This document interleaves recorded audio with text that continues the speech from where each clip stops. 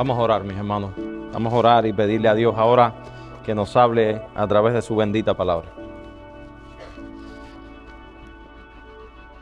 Señor, qué profundo, qué inmenso, qué tremendamente grandioso es el amor de Cristo en la cruz. Nunca llegaremos a comprenderlo totalmente. Nunca llegaremos a comprender la dimensión, la grandeza del amor de Jesucristo. Nosotros te pedimos ahora, oh Padre, que tú hables a tu pueblo. Amén. Que tú traigas salvación y edificación a todos los que habemos hoy acá. Que no nos vayamos de este lugar, oh Padre, sin haber recibido la savia de tu palabra. Te lo rogamos en tu Hijo Jesucristo. Amén. Amén. Mi hermano, ¿alguna vez te has preguntado si vale la pena ser cristiano? Y pudiera parecer algo escandaloso lo que les estoy diciendo. Pero mi hermano, ¿alguna vez te ha venido a la mente la intención de tirar la toalla? Decir, mira, ya no puedo más. Ya no puedo más con mis pecados. Ya no puedo más con la oposición del mundo. Ya no puedo más con las tentaciones, con las tribulaciones. Y te has encontrado a ti mismo con la idea de rebajar tu fe. O para ser más radical, darte completamente por vencido y dejarte llevar. Un verdadero creyente, dice la palabra, nunca reniega de su Señor y siempre vuelve en sí, siempre vuelve en sí. Sin embargo, un verdadero creyente sí puede sucumbir a la tentación y encontrarse del mismo modo que Asaf en el Salmo 73. Miren estos textos. Asaf en el verso 2 dice, en cuanto a mí, casi se deslizaron mis pies, por poco resbalaron mis pasos, porque tuve envidia de los arrogantes, viendo la prosperidad de los impíos. Verdaderamente, dice el verso 13, en vano he limpiado mi corazón y he lavado mis manos en inocencia, pues he sido azotado todo el día y castigado todas las mañanas. Y dice el verso 21, por ejemplo, se llenó de amargura mi alma y en mi corazón sentía punzadas. Asaf, mis hermanos, estaba haciendo una declaración honesta. Llegué a tener envidia de los impíos. Mis pies estuvieron a punto de resbalar. Llegó amargura a mi corazón cuando vi a los impíos haciendo y deshaciendo en un ambiente de aparente impunidad. Y ahora yo les pregunto, mis hermanos, ¿vale la pena ser cristiano? Si al final los creyentes padecemos las mismas dificultades que todo el mundo, pero además de esto, se nos adjunta todas las dificultades que surgen por el hecho de nuestra profesión de fe y de nuestra voluntad a la santificación. Pues bueno, mis hermanos, en el pasaje que veremos hoy, Pablo no ignora la realidad del sufrimiento de los cristianos, sino que nos ayuda a ver el sufrimiento con la mirada de Dios. Y ustedes saben que Pablo, con el propósito de este propósito enorme de ver los sufrimientos con la mirada de Dios, escribe el texto que ahora vamos a buscar en las Escrituras. Y yo quiero, mi hermano, que el propósito de este texto que vamos a leer ahora, que es el mismo propósito de este sermón, sea claro en ti. Que cuando tú salgas de esas dos puertas, tú tengas claro que los creyentes somos los seres humanos más privilegiados del mundo. Yo quiero que todos los que habemos hoy acá, cuando salgamos de esas puertas, tengamos claro que los creyentes somos los seres más privilegiados de la tierra. Porque ese es el propósito del texto que vamos a estar hoy escuchando y analizando. Les invito a que todos vayamos a Romanos capítulo 8, versículos 18 al 25. Romanos capítulo 8, versículo 18 al 25. Les doy un tiempo para que lo busquen, porque no quiero que nadie que esté sentado ahí deje de ver este texto. Nuestros niños, nuestros jóvenes, nuestros adolescentes, todo el mundo habla del texto. Romanos 8, 18 al 25.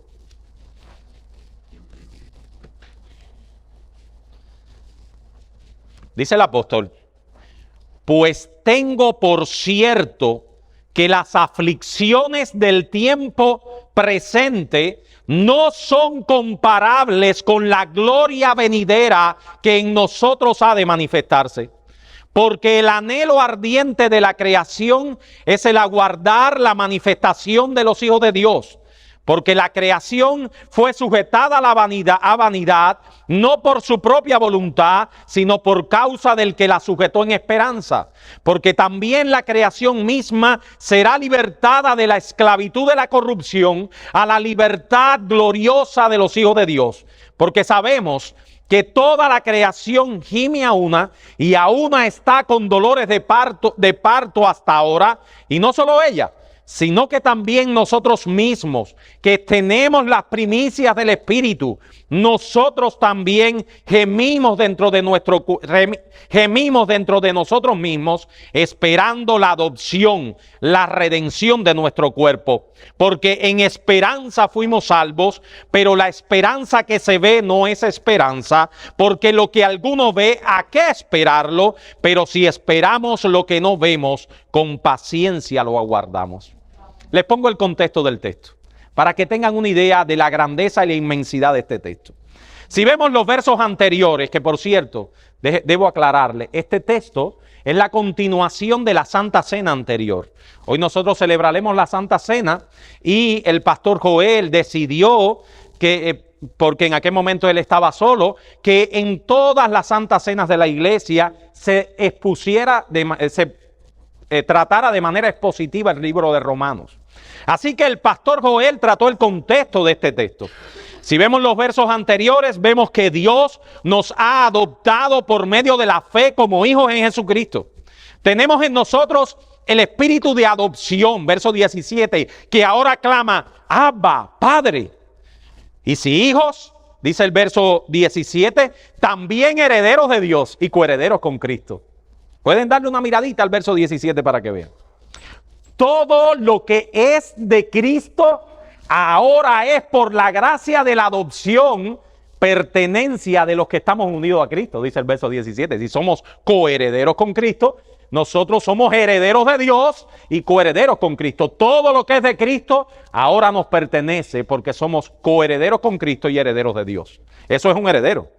Sin embargo, cuando leemos con detalle el verso 17, que vemos que esa promesa tiene una condición. ¿Y cuál es la condición? Verso 17. Y si hijos, también herederos. Herederos de Dios y coherederos con Cristo, si es que padecemos juntamente con Él. Para que juntamente con Él seamos glorificados. Y no estamos hablando de pagar nuestra salvación por medio del sufrimiento. Ten cuidado. Eso lo trató el pastor Daniel en la clase. Cuidado, ya Cristo padeció por nosotros y pagó nuestra salvación. Pero somos coherederos con Cristo, ¿verdad? Bueno, el texto dice claramente que somos coherederos con Cristo. ¿Y cuál es la herencia que recibimos de Dios con Cristo? ¿Cuál es la herencia que tenemos en Cristo? Bueno, los del Evangelio de la Prosperidad dicen dinero, fama, millones, comodidad. Tu mejor vida ahora, dice Joel Osteen. Sin embargo, el apóstol Pablo, inspirado por el Espíritu Santo, dice que tu herencia, verso 17, son también los padecimientos de Cristo. El verso 17 nos da los grandes componentes de nuestra herencia. ¿Cuáles son los componentes? Los padecimientos de Cristo y la gloria de Cristo. Gloria y sufrimientos es la herencia del creyente.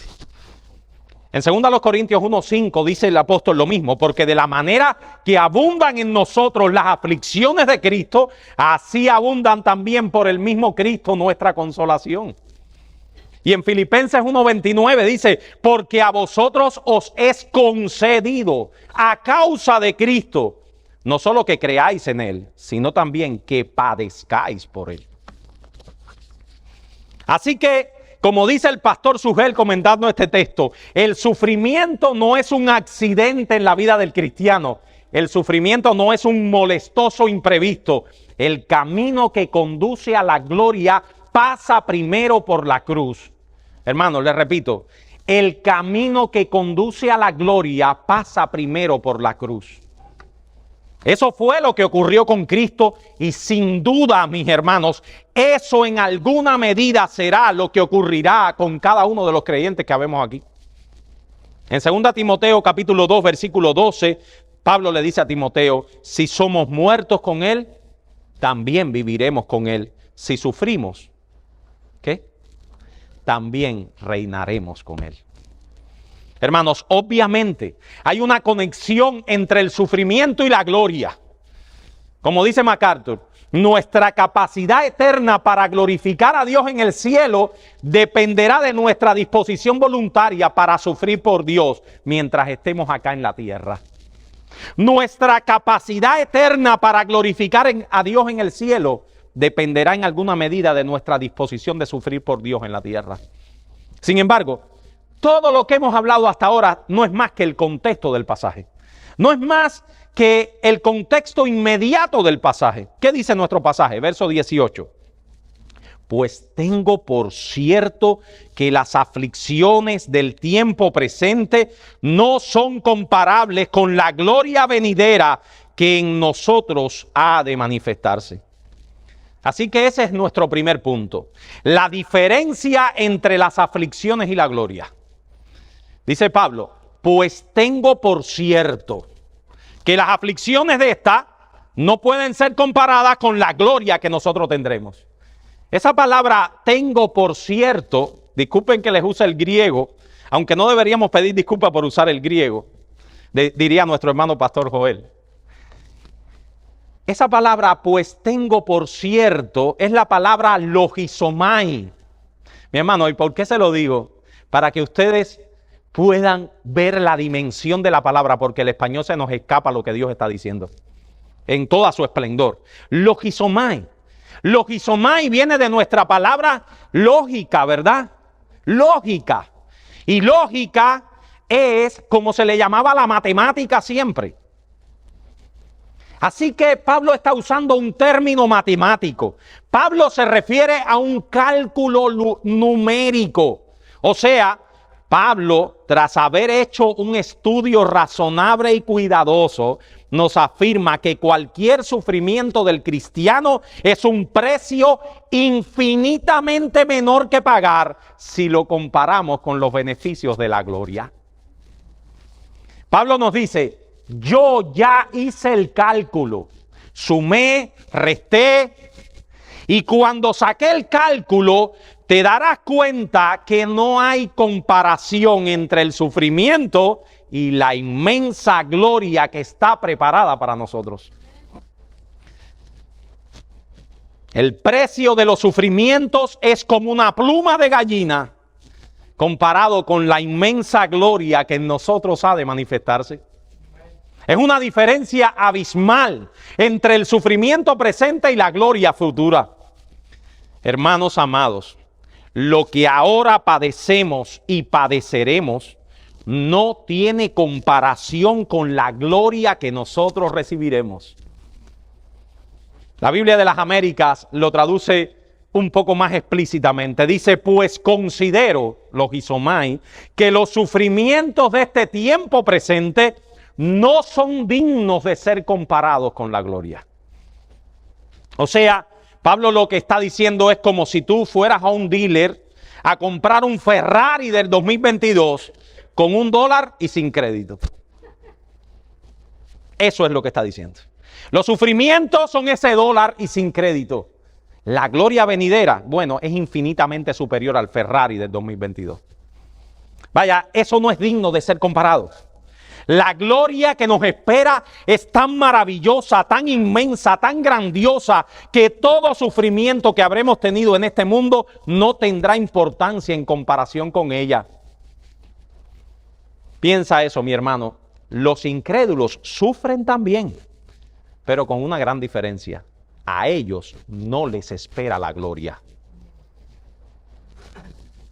Cuando en la introducción les dije, ¿vale la pena ser cristiano si sufrimos igual que los incrédulos? Los incrédulos sufren también, pero a ellos no les espera la gloria. Más bien, el sufrimiento que ellos pasan en este mundo no será comparable con el sufrimiento eterno que tendrán que experimentar en el futuro. O sea, si ellos usan las palabras logizomai de Pablo, también deberían sacar el cálculo. El sufrimiento también es pequeño en comparación con el sufrimiento eterno en el infierno. Dice MacArthur, los que no conocen a Cristo no tienen esperanza cuando sufren. Sin importar cuál sea la razón de su aflicción, no es algo que les sobrevenga por causa de Cristo o por causa de la justicia y por tanto no puede producir para bien de ellos ningún tipo de bendición o gloria espiritual. Así que mis hermanos, nosotros somos un pueblo con una esperanza de gloria incomparable con nada de lo que viviremos acá. Llénate de esperanza y de consuelo con estas palabras. El sufrimiento de esta vida no es comparable con la gloria que nos está reservada. Sin embargo, alguien acá pudiera decir esto. Que esto lo dice un cristiano que está pasándola bien, ¿verdad? Alguien puede decir que un cristiano cuando le está pasando bien perfectamente puede decir que el sufrimiento es incomparable con la gloria. Muchos se imaginan que los escritores bíblicos, cuando inspirados por el Espíritu Santo escribieron la palabra, estaban en un escritorio con aire acondicionado y una Coca-Cola fría al lado. Así estaba Pablo, diciendo, los sufrimientos no son comparables con la gloria venidera. Y se tomaba un traguito de Coca-Cola fría.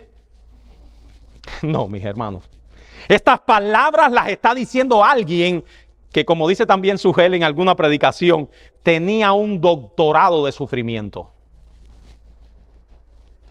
Bueno, yo les voy a leer ahora el currículum de Pablo. No quiero que se vayan de Romanos 8, pero déjenme leerles el currículum. Vamos a ver si ese currículum es el de la Coca-Cola y el aire acondicionado. Segunda a los Corintios 11, 23 al 29.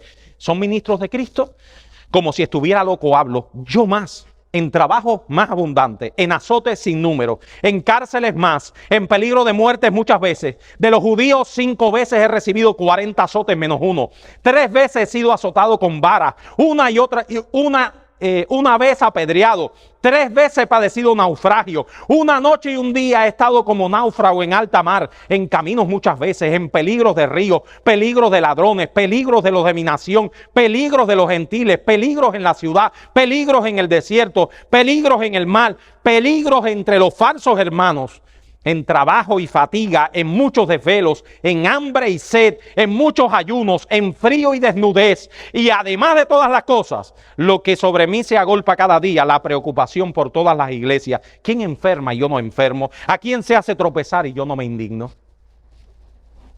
Hermanos, si había alguien que podía hablar del sufrimiento con propiedad, ese era el apóstol Pablo.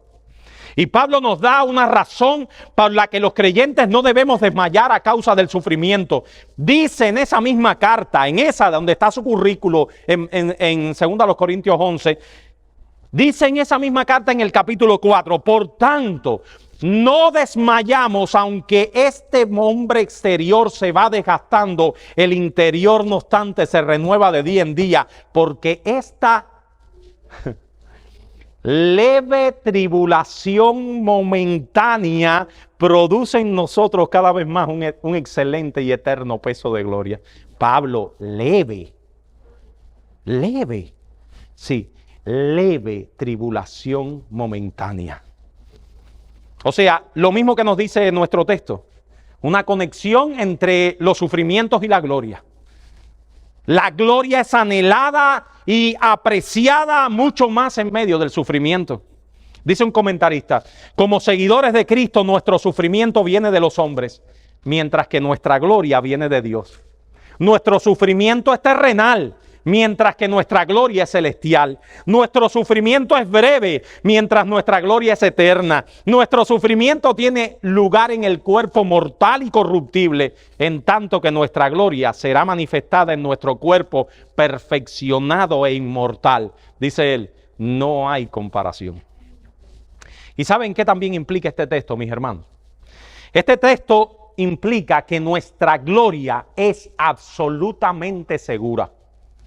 Amados hermanos, si tú estás unido a Cristo a través de la fe, si tú con una tranquila conciencia puedes decir, yo soy cristiano, tú tienes asegurada la gloria. No hay dudas de que esa gloria será revelada en ti, pues como nos dirá en los versículos más adelante, en el 30, en esa bendita cadena de la predestinación que no voy a exponer yo, Dios te ha predestinado, llamado, justificado y ¿qué? Y glorificado. Y glorificado. Así que esa gloria es absolutamente segura para los que estamos en Cristo y sufrimos por Cristo. Dice Daniel capítulo 12, versículo 3, los entendidos resplandecerán como el resplandor del firmamento, y los que enseñan la justicia a la multitud como las estrellas a perpetua eternidad. Y Jesús nos dice al final de la parábola del trigo y la cizaña, entonces los justos resplandecerán como el sol en el reino de su Padre. El que tiene oídos para oír, que oiga. Hermanos, cuando Cristo vuelva, transformará el cuerpo de la humillación nuestra para que sea semejante al cuerpo de la gloria suya. Filipenses 3:21. Hoy nosotros aquí parecemos un pequeño pueblo, insignificante. Parecemos hombres y mujeres iguales que los demás. No tenemos areolas sobre nuestras cabezas como las pinturas del Renacimiento. Sin embargo, la Biblia claramente enseña que en aquel día, el día de su segunda venida, nosotros resplandeceremos con la inmensa gloria que nos ha sido dada. Cuando Cristo, vuestra vida, se manifieste, dice Colosenses 3, entonces vosotros también seréis manifestados con Él en gloria.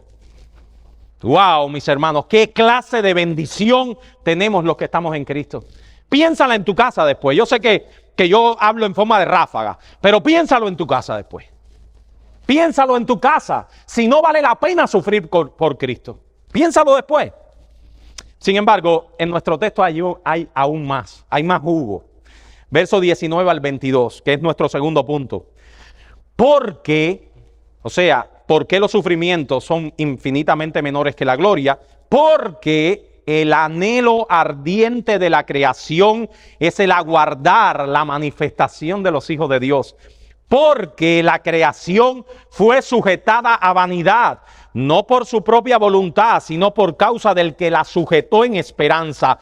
Porque también la creación misma será libertada de la esclavitud de la corrupción a la libertad gloriosa de los hijos de Dios. Porque sabemos que toda la creación gime a una y a una está con dolores de parto hasta ahora. A este segundo punto le titulé los gemidos de la creación. La creación también aguarda la gloria que será manifestada a los hijos de Dios. Eso es lo que está diciendo Pablo. No solo los creyentes aguardamos, toda la creación aguarda esa gloria. El anhelo ardiente de la creación. La palabra griega es apokaradokia. ¿Qué significa eso? Literalmente, la creación levanta su cabeza y mira con expectación. Eso es lo que es esa palabra griega. Una palabra que nosotros no tenemos ninguna en español y tenemos que traducirla con una frase. La creación levanta la cabeza y está expectando. Esa palabra es como aquel que está en punta de pies, con sus ojos bien abiertos, observando con gran expectación. Hermanos, ustedes nunca han oído la frase, esta tierra ya no puede más. O este mundo ya no puede más. Bueno, los que la pronuncian habitualmente no saben mucho de escatología, pero están hablando una gran verdad teológica y escatológica. La creación entera está con gemidos esperando su liberación. La liberación de la creación es la manifestación de la gloria de los hijos de Dios. Pero para poder entender con claridad a qué Pablo se refiere acá con el anhelo ardiente de la creación, debemos ir a los primeros capítulos de Génesis para entender cuál es el propósito por el cual Dios creó este mundo, y veremos que ese propósito está temporalmente frustrado por causa del pecado. O sea, Uno no entiende qué Pablo quiere hablar aquí del anhelo de la creación hasta que uno no va a Génesis del 1 al 3. Les hago un resumen rápido de los primeros tres capítulos de Génesis sin leer nada. Después de crear todas las cosas, al sexto día Dios creó al varón. Dios creó al hombre, varón y hembra los creó. El ser humano fue el único ser creado a la imagen de Dios. El único ser sobre la tierra creado a imagen de Dios es el ser humano. Así que Dios le dio la tarea, mis hermanos, porque a veces nosotros decimos, el hombre fue creado a imagen de Dios, pero no sabemos bien qué cosa significa imagen de Dios. Una imagen de algo es una representación de lo real. ¿Entienden eso, hermano? Eso es una imagen. La palabra imagen de Dios puede ser traducida también como ícono de Dios. Es correcto también. Una imagen de algo es una representación de lo verdadero. Dios le dio la tarea de representarlo en la creación y de sojuzgar la tierra en su nombre. Ese es el concepto de imagen de Dios. El ser imagen de Dios conlleva el hecho que el hombre representa a su creador en la tierra. Dice un autor, las imágenes no se señalan a sí mismas. La imagen representa una realidad más grande. Así que el hombre fue creado a imagen de Dios para que reflejara su presencia y su autoridad sobre todo lo creado. Ese es el propósito con que Dios creó al hombre.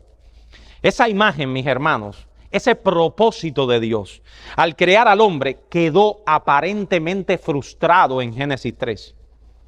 Aparentemente frustrado. De hecho, la alegría de Génesis 1 y 2, uno nota, el que ha leído el Génesis se da cuenta, Génesis 1 y 2 es dos capítulos alegres. Hay mucha alegría en esos capítulos. La alegría queda aparentemente frustrada en Génesis 3. De tal manera que los seres humanos, después que decidieron desobedecer a Dios flagrantemente, ya no representan a Dios como deberían. Siguen siendo imagen de Dios, pero una imagen ¿qué? Dañada de Dios. Con el pecado del hombre todo quedó distorsionado. No solo el hombre, sino el planeta en que el hombre fue colocado como imagen de Dios fue corrompido totalmente. Mire, Génesis 3:17 dice, Dios le dice a Adán, maldita será la tierra por tu causa. De modo que la tendencia de la tierra entera es a la destrucción. De modo que si tú dejas el jardín de la casa sin chapear, no saldrán gladiolos, saldrán hierbas malas.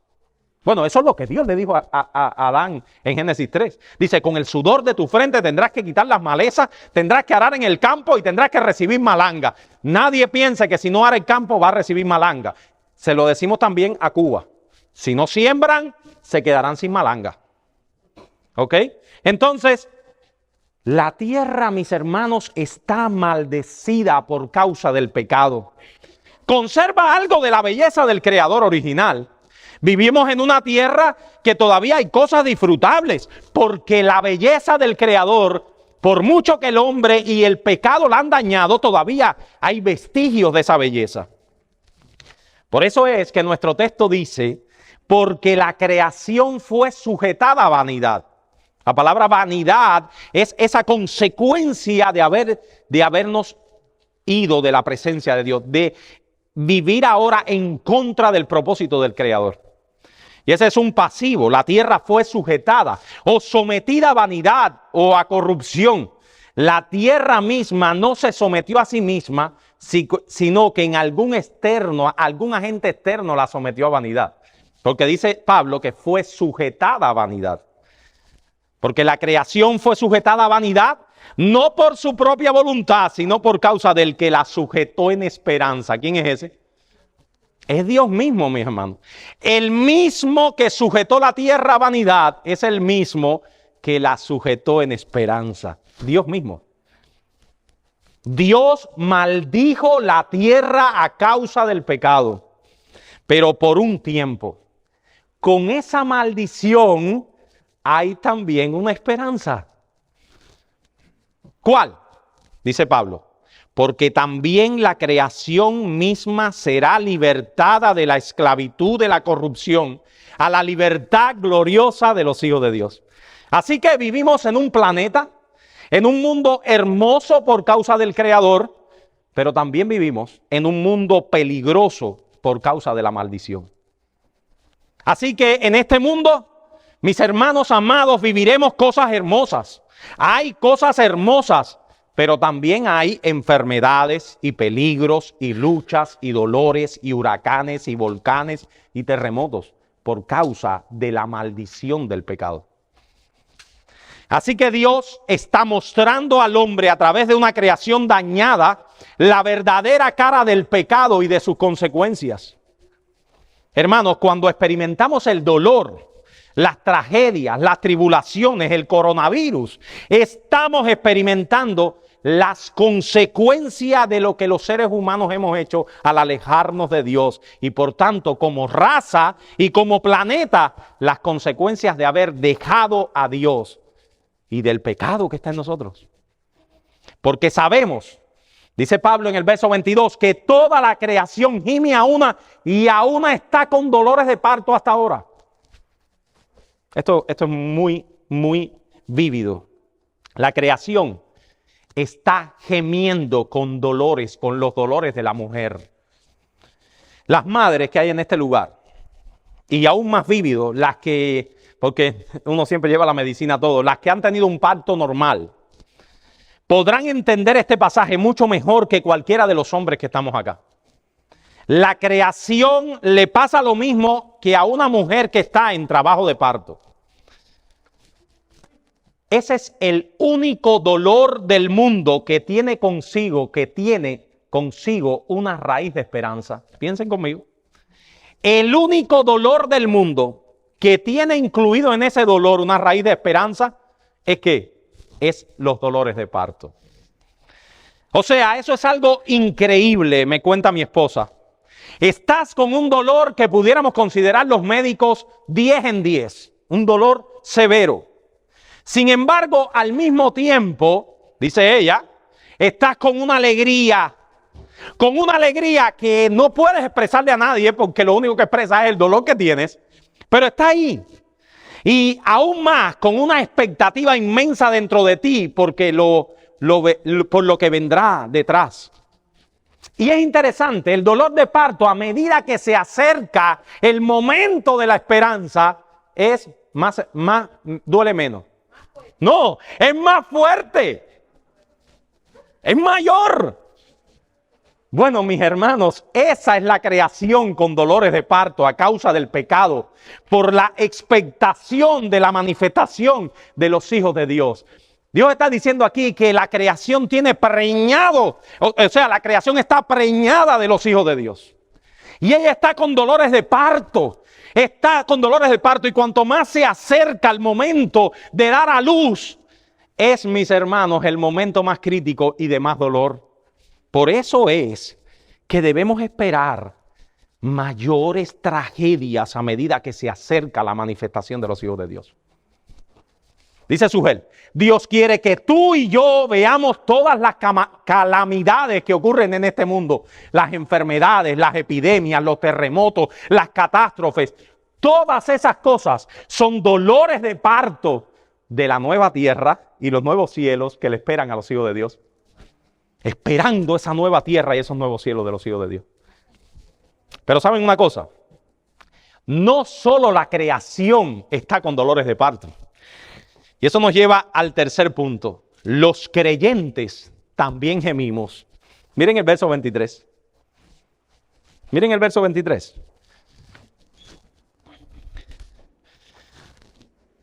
Y no solo ella, sino que también nosotros mismos, que tenemos las primicias del Espíritu, nosotros también gemimos dentro de nosotros mismos, esperando la adopción, la redención de nuestro cuerpo. Dios, mis hermanos, en su gracia, cuando salva a un ser humano, ustedes saben lo que Dios hace en un ser humano cuando le salva. Y esto es lo que decía nuestro pastor Daniel en su clase, es ese autoexamen. Mira por donde te tienes que examinar para ver si eres creyente. Dios pone en el creyente sensibilidad por el pecado. O sea, disminuye, para los médicos, el umbral del dolor que tenemos ante el pecado. Nos duele mucho el pecado. Nos duelen mucho nuestras corrupciones. Así que eso despierta en el creyente los dolores de parto. Como me decía un hermano en esta semana, mi hermano, tengo unos deseos que Cristo venga. Así, estábamos hablando de cualquier cosa, de una cosa en la terraza, y de repente me dice el hermano, tengo unos deseos que Cristo venga. Y yo le decía a mi hermano, como que no se corresponde eso con comprar un sofá para la terraza. Y dice, sí, vamos a guardar el dinero que Cristo está a venir. Hermanos amados, los creyentes tenemos dolor por nuestro pecado. Estamos con dolores de parto, los gemidos dentro de nosotros, anhelando ser liberados de nuestras corrupciones. Así que, mi amigo, mi hermano, si tú no sientes esa sensibilidad por tu pecado, ese gemido por tus maldades y tus corrupciones, ese anhelo de ser liberado de este cuerpo de muerte, hay una buena razón para venir a Cristo. Para venir a Cristo. Los creyentes que tenemos las primicias del Espíritu, dice Pablo, nosotros también gemimos dentro de nosotros mismos. David exclamó en el Salmo 38, un salmo precioso, pero le leo algunos textos.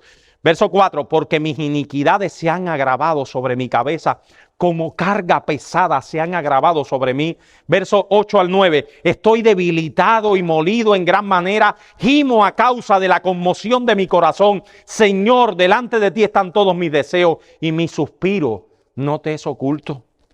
Y Pablo decía en 2 Corintios 5, porque asimismo los que estamos en este tabernáculo gemimos con angustia, porque no quisiéramos ser desnudados, sino revestidos, para que lo mortal sea absorbido por la vida.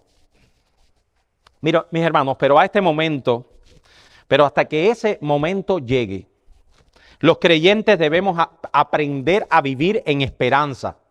O sea, entre la tensión de una salvación que ya ha sido inaugurada, pero una salvación que no ha sido consumada. Por eso Pablo dice, esperando la adopción, la redención de nuestro cuerpo. Ese es el dilema del cristiano. Eso es una doctrina cristiana. Es el dilema del ya, pero todavía no.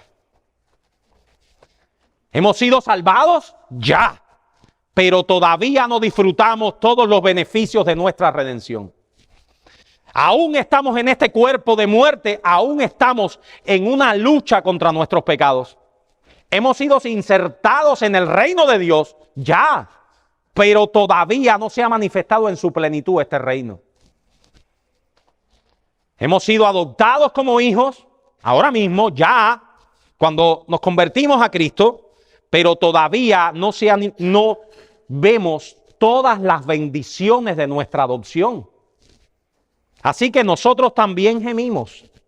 Y miren, mis hermanos, y sobre todo las personas que nos visitan, ese cristianismo light, donde siempre estamos en victoria, siempre estamos triunfantes y estamos con una sonrisa de oreja a oreja, ese no lo enseña el Nuevo Testamento. ¿Saben eso? No lo enseña el Nuevo Testamento. Esa es una falsa esperanza. El espíritu que habita en nosotros, dice John Stott, miren esta frase, se la voy a repetir 2 veces. El espíritu que ahora habita en nosotros nos proporciona gozo y la futura gloria, nos proporciona esperanza, pero entre tanto el suspenso nos produce dolor. El espíritu que habita en nosotros nos proporciona gozo y la futura gloria nos da esperanza, pero entre tanto el suspenso nos produce dolor. Gemimos, mis hermanos, gemimos. Ese es el ya, pero todavía no. Y ustedes saben una cosa, esa es la gran teología del sufrimiento. Cuando te pregunten a ti, ¿por qué los cristianos sufrimos? ¿O por qué en este mundo pasan cosas malas? Esta es la gran teología del sufrimiento. Hay realidades, bendiciones y grandísimas promesas que todavía no disfrutamos. Por tanto, gemimos, rogamos porque lleguen. Hermanos, sabemos que ya somos hijos de Dios, que ya somos parte del reino y que ya somos parte de su pueblo. Pero mis hermanos, mis amados hermanos, lo mejor está por venir. Miren cómo lo dice el apóstol Pedro. Miren a ver si Pedro no piensa esto mismo que nosotros. O bueno, lo mismo que el apóstol Pablo. Pedro, en 1 Pedro capítulo 1, versículos 3 al 6, dice el apóstol: bendito el Dios y Padre de nuestro Señor Jesucristo, que según su grande misericordia nos hizo renacer. Miren cuántas veces usa la palabra para, fíjense en el texto. Para una esperanza viva por la resurrección de los muertos, de Jesucristo de los muertos, para una herencia incorruptible, incontaminada, inmarcesible, reservada en los cielos para vosotros, que sois guardados por el poder de Dios mediante la fe, para alcanzar la salvación que está preparada, para ser manifestada en el tiempo postrero, en el cual vosotros os alegráis, aunque ahora tengáis que ser afligidos por un poco de tiempo en diversas pruebas. Mis hermanos, hay una bendita gloria que nos aguarda en el futuro. Gloria segura, pero gloria que aún no disfrutamos. Termino con esta conclusión que el apóstol Pablo también termina. Veamos los versos 24 al 25. Porque en esperanza fuimos salvos, pero la esperanza que se ve no es esperanza. Porque lo que alguno ve, ¿a qué esperarlo? Pero si esperamos lo que no vemos, con paciencia lo aguardamos. Si somos creyentes verdaderos, los creyentes somos gente con una gran esperanza, ¿sabe? Miren, Pablo repite la palabra esperar, esperanza, paciencia, aguardar. Me di a la tarea de contarlos. En esta sección que estamos hablando, que son 7 versículos, ¿ustedes saben cuántas veces Pablo repite la palabra esperar, paciencia, aguardar, esperando? 10 veces. 10 veces en 7 versículos. Hay un énfasis marcado en esta exhortación. Miren cuál es la exhortación de Pablo. Mi amado hermano, en medio de tus aflicciones, en medio de tus sufrimientos, de tus luchas, de tus tribulaciones, espera en Dios, porque hay una gloria que Él tiene reservada para ti. Espera, mi hermano, aguarda, ten paciencia, no desmayes. Él te está preparando para la gloria. Dice MacArthur, miren esto, la esperanza del creyente no se basa en una probabilidad o un antojo insustancial. ¿Saben qué es eso? Ah, bueno, eso es cuando en mi trabajo me dicen ahí los compañeros de trabajo, cuando me ven con una enfermedad o un problema, o ven al otro con un problema, ¿qué le dicen? Le ponen la mano así y le dicen, todo va a salir bien. Todo va a estar bien. ¿No les ha pasado a ustedes? Todo va a estar bien. Mis hermanos, eso es una esperanza insustancial. ¿Saben qué significa eso?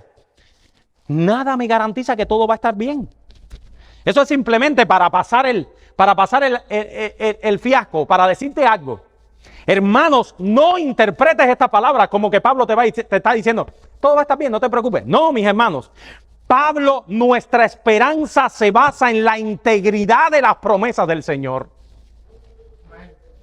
Amado hermano, cuando Dios te dice, sufre, que tú tienes una gloria por venir, Dios no está tratando de pasarte la mano para consolarte y para decirte algo. No, mis hermanos, Dios está prometiendo algo, está basada en las promesas del Señor. Miren lo que dice Hebreos capítulo 6, versículos 17 al 20. Miren esto, mi hermano. Por lo cual,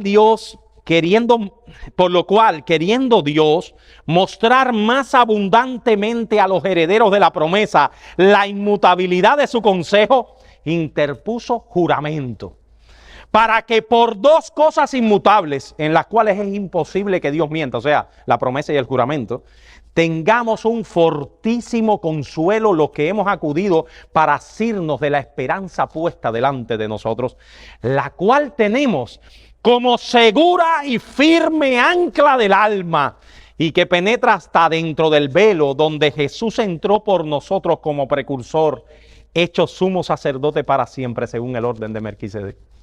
Hermanos, nuestra esperanza es segura. segura. Ya Jesús nos garantizó esta esperanza, esta gloria que ha de venir sobre cada uno de nosotros. El que comenzó en vosotros la buena obra, la perfeccionará hasta el día de Jesucristo. Filipenses 1:6. Alentémonos unos a otros con estas palabras, mis hermanos. Hay una esperanza real, segura que nos espera. Vivamos en medio de ella, en medio de nuestras luchas. Y mis hermanos, cuando uno de nosotros, por favor, yo quisiera que cuando yo estuviera sufriendo, este fuera el consuelo que ustedes me trajeran. Y este es el consuelo que yo le tengo que dar a mis hermanos que sufren. Amado hermano, tú estás sufriendo. Yo no sé si el sufrimiento va a terminar pronto, pero yo sé que a ti te espera una gloria segura que es infinitamente mayor que el sufrimiento que está pasando. Pablo, inspirado por el Espíritu Santo, quiere que no nos dejemos aplastar por aquellas cosas que no son como quisiéramos, ni en nosotros ni en el mundo. La esperanza que se ve no es esperanza. Por lo tanto, mi hermano amado, otra cosa. La esperanza que se ve no es esperanza. ¿Qué quiere decir eso? Quiere decir que no esperes la esperanza ahora. No la esperes ahora.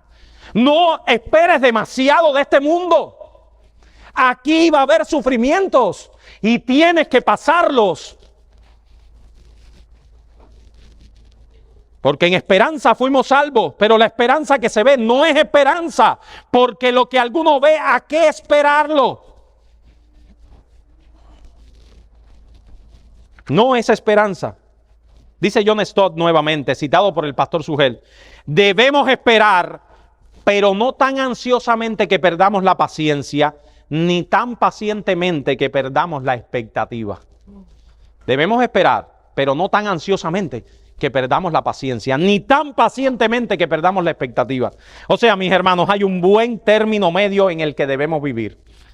Debemos vivir en este mundo, enfrentar las tribulaciones con la mirada puesta en la gloria. Sin embargo, no debemos esperar que en este mundo recibiremos la gloria. Acá hay y habrá tribulaciones y aflicciones para el creyente. Debemos afrontarlas en esperanza, sabiendo que en el mundo tendremos aflicción y anhelando la gloria venidera. Pero en último lugar, ya por último, ojalá que Dios use este sermón y este texto para abrir los ojos de los que están acá que no conocen al Señor. Así como lo mejor está por venir para los cristianos, para ti, mi amigo, lo peor está por venir también. Lo mejor está por venir para los cristianos, pero lo peor está por venir para todos aquellos que viven sin Cristo. Ninguno de tus sufrimientos será comparable con los sufrimientos del infierno. Dios te conceda darte cuenta del peligro en que estás y puedas venir a Cristo clamando por perdón para tus pecados y misericordia para ti. Ven a Jesucristo, mi amigo. Vamos a orar, mis hermanos, y con esto terminamos.